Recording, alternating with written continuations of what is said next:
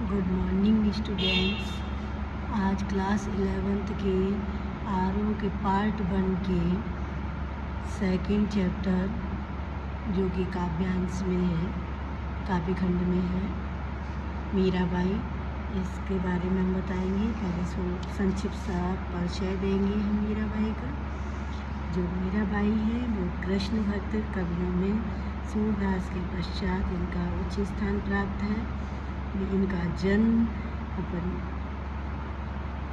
बहुत ही मतभेद पाए जाते हैं इसमें, लेकिन अनुमानतः इनका 1516 ईस्वी में हुआ था। ये राठौर रतन सिंह की इकलौती पुत्री थी। बचपन से ही इनका ध्यान कृष्ण भक्ति की ओर लग गया था।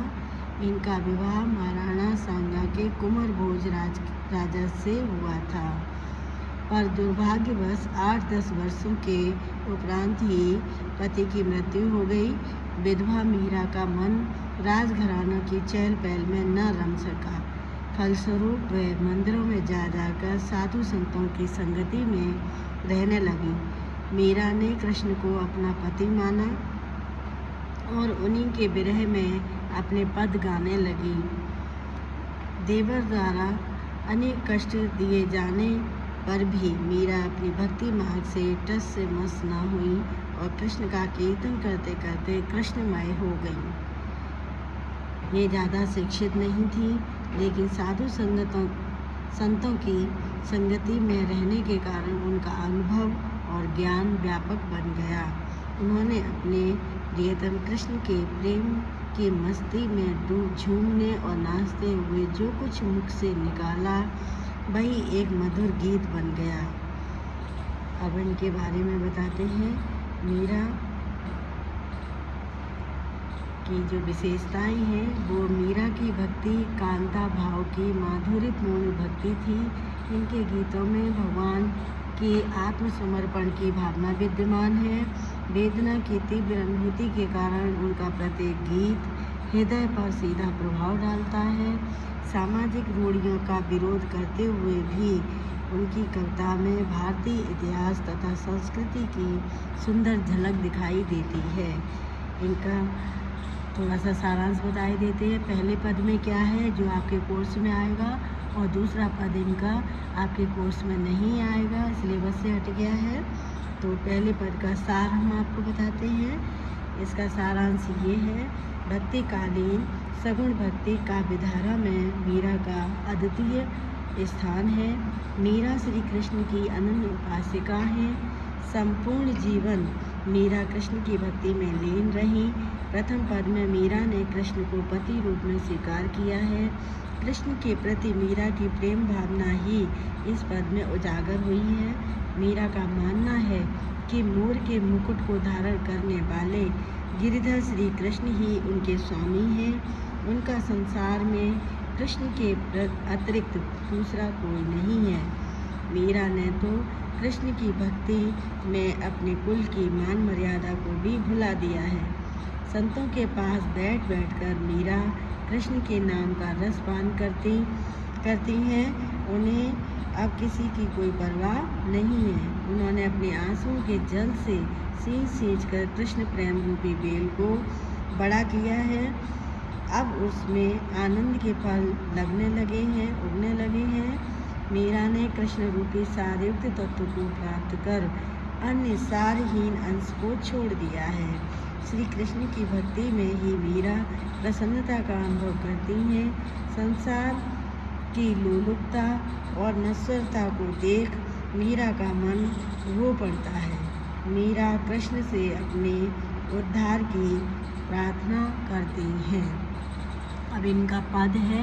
मेरे तो गिरधर गोपाल दूसरो न कोई, जाके सिर पर मोर मुकुट मेरा पति सोई, छाड़ गई कुल की कहानी कहा करी है कोई, संतन ढिंग बैठ बैठ लोक लाज खोई, असमंजर सींच प्रेम बेल बोई, अब तो फैल गई आनंद फल होई, दूध की मथनिया बड़ी प्रेम से बिलोई, दधि मथि गत काल कर लियो डार दई छोई। भगत देख राजीवी जगत देख रोई। दासी मेरा लाल गिरधर तारो अब मोई। तो यहाँ आपको बता दें कि जो कानी शब्द आया है, कानी शब्द का मतलब होता है मर्यादा, और डिंग मतलब निकट, और इसमें एक शब्द आया है बिलोई। बिलोई मतलब मथी, और दधि मतलब दही, काढ़ मतलब निकालना, डारी दई यानी छोड़ दी, और इसका राजी का मतलब है प्रसन्न होना। तो इसमें भक्ति इस पद में भक्तिकालीन कवित्री मीराबाई द्वारा बताया गया है कि भगवान कृष्ण को वह पति रूप में मानकर उनके प्रति अपनी अनन्य भक्ति भावना का परिचय दिया है। अब इसको हम व्याख्या बता देते हैं। मीरा जी कहती हैं कि मेरे तो सर्वत्र श्री कृष्ण हैं, उनके सिवा मेरा कोई भी किसी से संबंध नहीं है। मोर मुकुट धारण करने वाले श्री कृष्ण ही मेरे पति हैं। मैंने कुल की मर्यादा को छोड़कर उन्हें अपना लिया है, इसलिए मेरा अब कोई क्या कर सकता है, अर्थात मुझे अब किसी की कोई परवाह नहीं है। मैं लोक लाज की चिंता छोड़कर संतों के पास बैठती हूँ। मैंने आंसुओं के जल से सींच कर प्रेम बेल को बोया है। मतलब ये है कि श्री कृष्ण के प्रति मीरा की प्रेम बेल का विकास हो चुका है। अब उसे किसी भी प्रकार से नष्ट नहीं किया जा सकता है। अब मीरा की कृष्ण प्रेम रूपी बेल पूरी तरह फैल गई है और उसमें आनंद रूपी फल लगने लगे हैं। मतलब ये है कि मीरा को कृष्ण भक्ति में आनंद की प्राप्ति होने लगी है। मीरा कहती हैं कि उसने श्री कृष्ण की प्रीति रूपी दूध को भक्ति की मथनी से बड़े प्रेम से पिलोया है। उसमें से दही, मक्खन, घी को तो निकाल दिया है, परंतु छाछ को छोड़ दिया है। मतलब ये है इसका कि मीरा ने सारे उक्त तत्वों को ग्रहण करके सारहीन अंश को छोड़ दिया है। उन्होंने श्री कृष्ण के प्रेम और भक्ति को अपने पास रखकर बाकी सब कुछ त्याग दिया है। मीरा जी कहती हैं कि वे प्रभु भक्त को देखकर तो प्रसन्न होती हैं, परंतु जगत को देखकर रो पड़ती हैं। मतलब ये है, सारांश ये है, भाव ये है कि वे माया मोह में लिप्त प्राणियों की अंत की दयनीय दशा के बारे में सोचकर मीरा का हृदय दुख से भर जाता है। मीरा कहती हैं कि कृष्ण जो गोवर्धन पर्वत को धारण करने वाले हैं, वे उनके स्वामी हैं और मीरा तो उनकी दासी हैं। मीरा कृष्ण से अपने उद्धार की प्रार्थना करती हैं।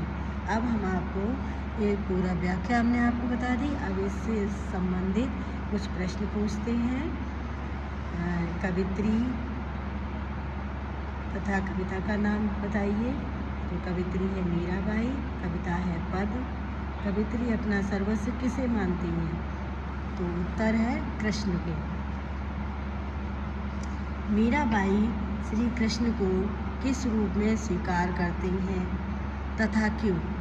तो उत्तर है मीराबाई श्री कृष्ण को पति रूप में स्वीकार करती हैं, क्योंकि श्री कृष्ण के प्रति मीरा की प्रेम बेल का विकास हो चुका है और उसमें आनंद रूपी फल लगने लगे हैं। अब आपको अगला प्रश्न पूछते हैं आपसे, मीरा का हृदय सदैव दुख से भरा क्यों रहता है? तो उत्तर है कि क्योंकि वे माया मोह में लिप्त प्राणियों की दशा को देखकर सोच विचार में पड़ जाती हैं तथा स्वयं अंदर ही अंदर घुलती रहती हैं। अब आपका अगला प्रश्न है, अवतरण में निहित काव्य सौंदर्य स्पष्ट कीजिए। तो पहला पॉइंट है इसमें मीरा की कृष्ण के प्रति अनन्यता तथा समर्पण भावना का वर्णन हुआ है। दूसरा पॉइंट है रूपक, अनुप्रास तथा पंक्ति प्रकाश अलंकारों का सुंदर चित्रण किया गया है। पद में संगीतात्मकता का गुण है। और फोर्थ पॉइंट है तुकांत छंद का प्रयोग किया गया है। फिफ्थ पॉइंट है श्रृंगार रस की प्रधानता है। और सिक्स पॉइंट है भाषा में राजस्थानी के शब्दों का समावेश किया गया है। तो आपको इसके बाद हम कुछ और प्रश्न पूछना चाहते हैं। इन प्रश्नों के उत्तर आपको साथ के साथ बताते जाएंगे कि क्षण दई कुल की कहानी कहा करिए कोई में से कौन सा अलंकार है।